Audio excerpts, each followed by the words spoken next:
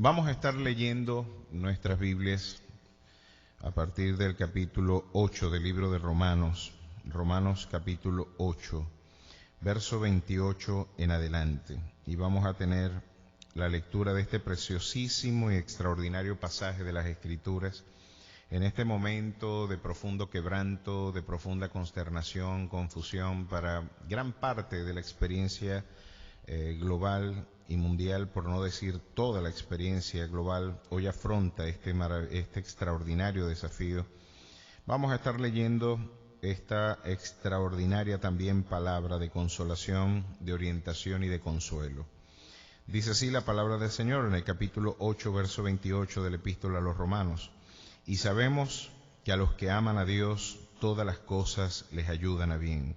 Esto es a los que conforme a sus propósitos son llamados. Porque a los que antes conoció, también los predestinó, para que fuesen hechos conforme a la imagen de su Hijo, para que Él sea el primogénito entre muchos hermanos.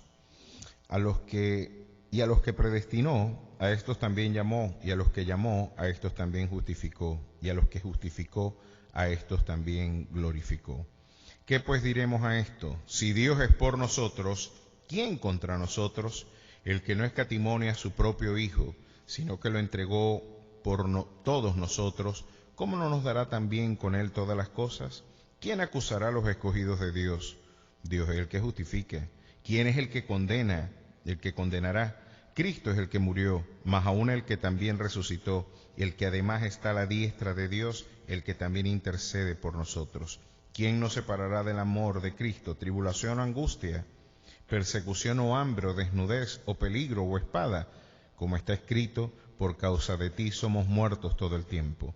Somos contados como ovejas de matadero. Antes, en todas estas cosas somos más que vencedores por medio de aquel que nos amó.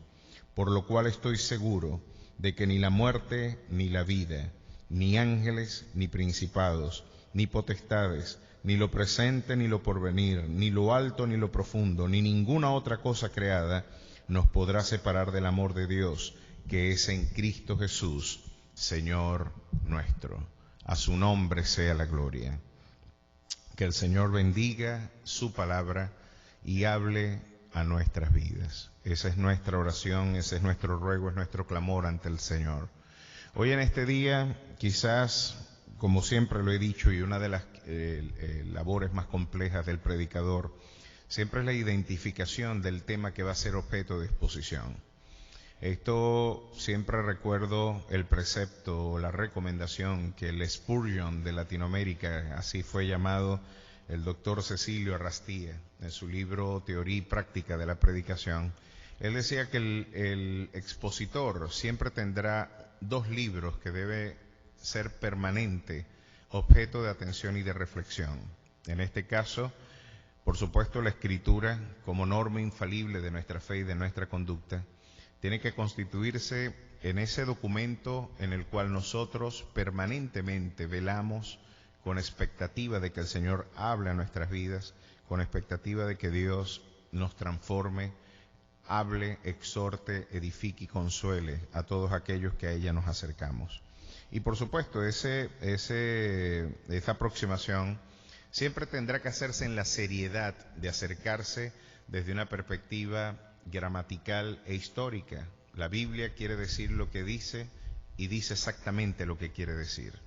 Es decir, la palabra del Señor invariablemente tiene un mensaje que usted puede conseguirlo de forma invariable también cuando usted está triste o cuando usted está eufórico, cuando usted tiene prosperidad o cuando afronta escasez, cuando tiene enfermedad o cuando hay salud. Independientemente de las circunstancias, ese mensaje se mantiene impoluto a través de los siglos. Se secará la hierba, se marchitará la flor, pero la palabra del Señor permanece para siempre.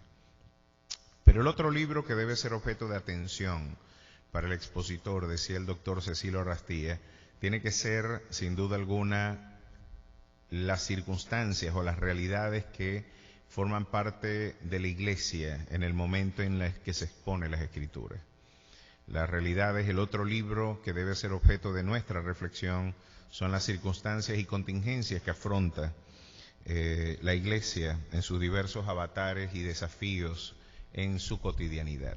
Hoy yo creo que el Señor ha hablado bastante claro en ambos libros. Dios ha hablado bastante claro a través de su palabra y también nos ha hablado bastante claro a través de las circunstancias. El doctor C.S. Lewis nos recordaba de que Dios habla de forma muy sutil en momentos de prosperidad y de abundancia, pero Dios toma un megáfono y nos habla con un megáfono a través del sufrimiento, porque el sufrimiento es el megáfono de Dios para hablar a un mundo desorientado. Hoy yo creo que Dios está hablando de forma muy elocuente, de una manera bastante clara y elocuente, y se pueden dar múltiples lecturas a las circunstancias que hoy estamos afrontando. Todo va a depender también de la forma en la que interpretamos, ¿verdad?, la palabra del Señor, la manera en la que entendemos el carácter de nuestro Dios.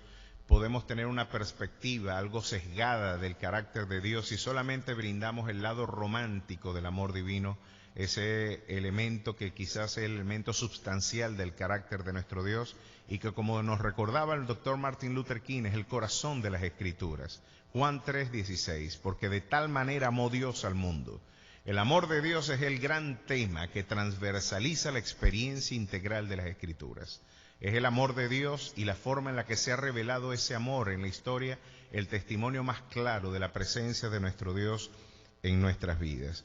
Pero sería una lectura sesgada, deficiente, no sería la perspectiva integral del carácter de Dios si a la vez de presentar el lado romántico, el lado afectivo, el lado en el que de un amor que por absoluta gracia ha sido derramado en el corazón de los hombres, si solamente presentamos esta realidad del carácter divino, no estamos brindando una percepción integral de su naturaleza. Dios también se presenta como un Dios que es fuego consumidor. Dios también se presenta como un Dios que nos afirma diciendo: no erréis, Dios no puede ser burlado, todo lo que el hombre sembrare, esto también segará. Y Romanos capítulo 8, verso 28 en adelante, parece que viene a ser la respuesta a aquello que el doctor Martin Lloyd-Jones llamaba la respuesta definitiva y concluyente de Dios frente a las contingencias y quebrantos del hombre. Diversas lecturas desde distintas perspectivas. Fíjense cómo la religión ha tratado de dar una respuesta al sufrimiento del hombre, y gran parte de nuestra búsqueda espiritual es brindar una respuesta ante el sufrimiento, ante la enfermedad, ante el dolor, ante la soledad, ante las disfunciones maritales, ante la presencia en el hogar de un hijo que en este caso causa problemas. La idea del hijo pródigo, de alguna forma, no negamos, puede ser uno de los factores que usted lo puede tener en la iglesia. En la presencia de algún quebranto físico y personal que le hace preguntar por el sentido de todo ese sufrimiento, seguramente debe ser uno de los motivos que usted le tiene en este lugar. Muchos de nosotros, todos venimos de la bancarrota espiritual, porque esto es algo que el Evangelio nos enseña. Por cuanto todos pecaron, todos estamos destituidos de la gloria de Dios. Estamos ante la presencia de un cáncer que con proporciones universales afecta a la humanidad. Esta es la auténtica pandemia, esta es la auténtica realidad que de forma inexorable lleva al hombre a la condenación, la realidad del pecado en el corazón del hombre. Pero después de que Pablo nos habló de extraordinarias promesas, después de que nos demostró la universalidad de nuestra culpa en los primeros capítulos, en el prólogo del Evangelio, de la epístola a los Romanos, después que nos dijo de que por cuanto todos hemos pecado, todos estamos destituidos de la gloria de Dios, después nos brinda gloriosas promesas como aquella consagrada en el capítulo 5, verso 1. Justificados pues por la fe, tenemos paz para con Dios por medio de nuestro Señor Jesucristo. Ahí tenemos entonces una gloriosa afirmación. En medio de tu crisis, en medio de tus circunstancias, en medio de la crisis moral que hoy puede monopolizar y hegemonizar la experiencia del hombre y de la historia, el Señor levanta la bandera de la justicia gratuitamente por medio de la fe, recordándonos de que Él nos ha regalado justicia por medio de la fe y podemos encontrar paz para con Dios por medio de nuestro Señor Jesucristo. Jesucristo viene a ser la respuesta integral del hombre frente a su quebranto, no solamente en su dimensión espiritual, no solamente en su dimensión, estamos hablando en su dimensión sobrenatural, también Cristo viene a ser la respuesta concreta a los aspectos terrenales y celestiales de la condición del hombre.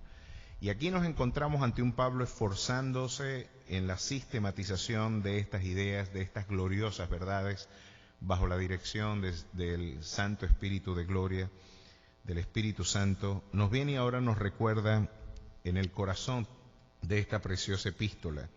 En Romanos capítulo 8 nos recuerda: ahora pues ninguna condenación hay para los que están en Cristo Jesús, los que no andan conforme a la carne, sino conforme al Espíritu.